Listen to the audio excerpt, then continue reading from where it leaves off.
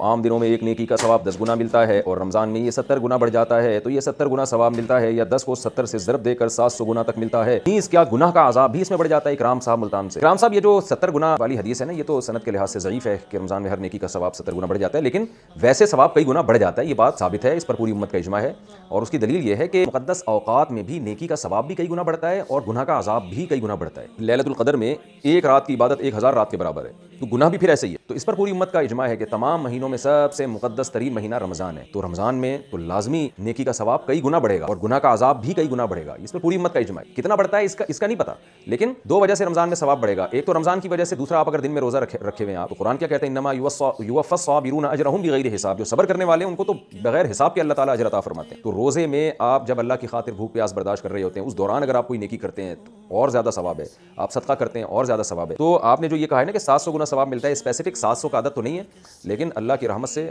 پوری امید ہے کہ اگر آپ ایک نیکی کریں گے اور روزے کی حالت میں خاص طور پر یا رمضان کی مقدس راتوں میں، تو اللہ کی رحمت سے ہمیں پوری امید ہے کہ ایک نیکی کا ثواب انشاءاللہ 700 نیکیاں تک اللہ تعالیٰ پہنچائیں گے۔